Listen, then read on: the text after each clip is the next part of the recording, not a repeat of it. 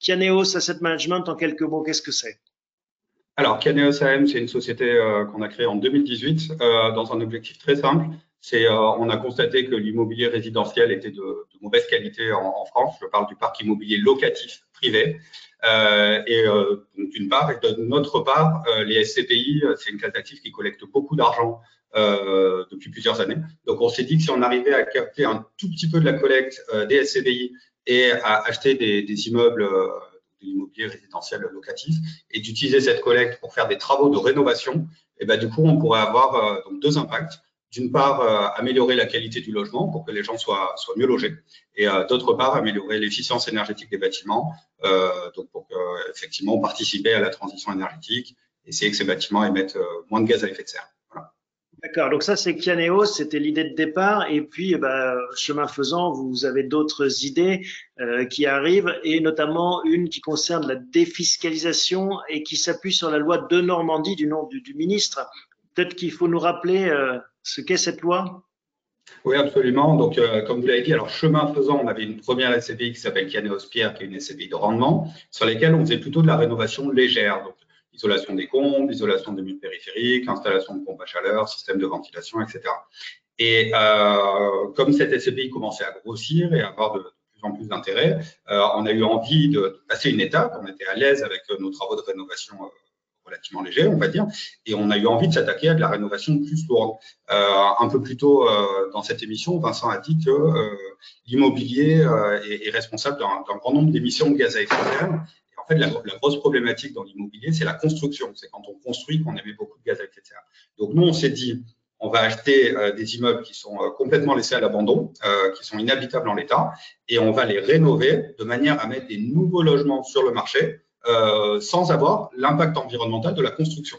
Voilà. Et donc, pour Et ce c'est ça faire… la loi de Normandie, ce qu'elle l'autorise à faire, ce qu'elle incite à faire. Exactement.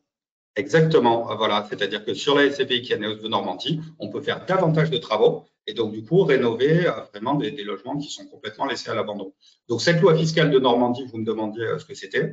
L'idée est très simple, c'est de dire on a des grandes métropoles régionales en France qui ont un petit peu phagocyté toute la richesse des départements, et ensuite il y a des villes de taille moyenne qui ont souffert du fait que vraiment il y a ces mégalopoles, on va dire régionales, qui ont capté un peu toute la richesse. Donc, il faut aider ces villes un peu plus petites à les redynamiser. Donc, la loi de Normandie, c'est une sous-catégorie du dispositif Pinel. Donc, ça veut dire que vous avez le même avantage, 2% de réduction d'impôt pendant 9 ans, mais axé sur la rénovation. C'est-à-dire, si on investit, on achète des immeubles dans ces villes-là, un peu des villes intermédiaires, et qu'on fait des travaux de rénovation, et ben, du coup, on a cet avantage. J'ai une question, Thomas. Ouais, pour Jérémy. On était habitué à avoir des SCPI fiscales qui ont des rendements faibles, voire bien en dessous de la moyenne des SCPI.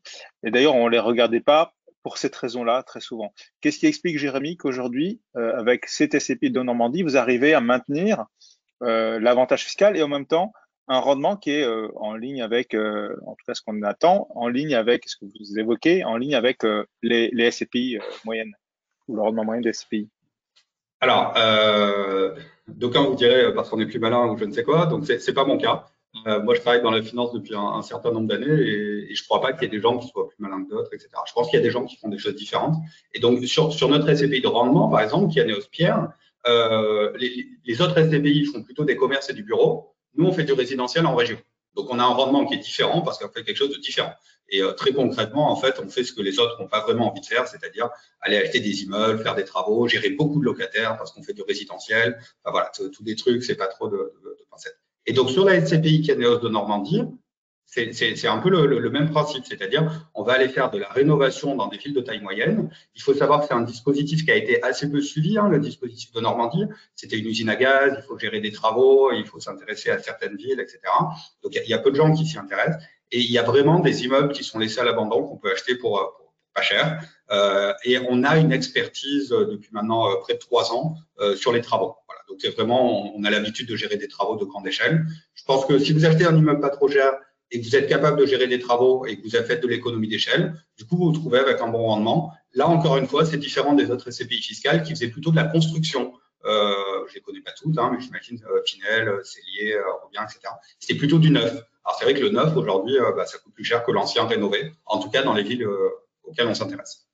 Mais alors, puisqu'on parle de rendement, est-ce que vous pouvez nous donner des chiffres? Oui, absolument. Alors, sur la SCPI Caneos de Normandie, la période de souscription, c'est jusqu'au 31 décembre de cette année.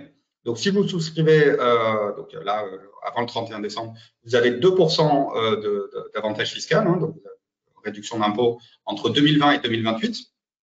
Donc, 2020, on a commencé à acheter des immeubles. 2021, on les rénove. Et à partir de la fin de l'année 2020, on aura fini les travaux de rénovation, on va louer. Donc, de la fin de l'année 2021 jusqu'à la fin de l'année 2030, on vise un taux de rendement de 5%. Voilà. Et alors, les 2% dont vous parlez de réduction d'impôt, elles s'appliquent en une fois ou en plusieurs fois et sur quel type de montant? Alors, c'est 2% du montant souscrit pendant 9 ans. Donc, ça veut dire que si vous souscrivez 100 000 euros dans la SCPI Caneos de Normandie, déjà sur vos impôts de 2020, vous allez pouvoir réduire le montant des impôts que vous payez de 2% de 100 000 euros, donc 2 000 euros. Et ça sera pareil en 2021, 2022, etc., jusqu'en 2028. Et ce que je disais, c'est qu'il faut bien… C'est une fiscalisation qui est étalée dans le temps, ce qui est parfois c'est des fiscalisations qui sont à l'entrée de la souscription. Là, c'est réparti en fait. C'est une innovation aussi. Alors, ça, c'est en ligne avec les dispositifs immobiliers type Pinel, etc. Ça fonctionne exactement de la même manière qu'une SCPI Pinel. C'est vrai que par rapport à d'autres dispositifs de défiscalisation, alors que vous connaissez mieux que moi, hein, type FIP, FCPI, enfin des choses comme ça, où l'avantage fiscal est tout au début. Là, non, dans l'immobilier, c'est comme un investissement Pinel, vous allez l'avoir. Et là où il faut bien faire attention, c'est que les 9 ans d'avantages fiscaux, c'est 2020-2028. Et alors que l'obligation de louer pendant 9 ans, il nous faut quand même laisser le temps de faire les travaux. Voilà. On est rapide, mais il nous faut une petite année. Donc, c'est de fin 2021 jusqu'à fin 2030. 2031, on revend, on dissout la SCPI, on rembourse les investisseurs. Donc, c'est une SCPI fiscale qui est assez courte, hein, on est sur 11 ans. D'accord. Une dernière question, Vincent, puis moi j'en ai une pour vous, Jérémy, et puis j'ai juste envie d'apporter un petit complément pour ceux qui s'intéressent à ce genre de solution. Donc, il y a une limite quand même qui est le plafonnement des niches fiscales de 10 000 euros qui peut être associé à d'autres types d'investissements hein, que vous avez évoqué, Jérémy, FIP, FCPI ou ce type de solution donc il faut mixer un peu tout ça et intégrer le plafonnement des niches fiscales pour faire la bonne allocation et diversifier toujours. Bon, et ça, c'est le métier de bien prévoir et on incite ceux que ça intéresserait à se rapprocher de vous. Vincent, moi, j'ai une dernière question pour Jérémy. Vous l'avez dit, hein, c'est une expertise d'aller rénover des immeubles en région.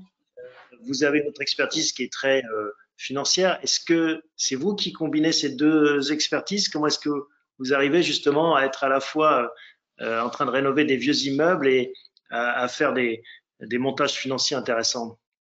Alors non, c'est pas moi du tout, c'est le directeur général qui est juste à côté de moi au moment où je vous parle.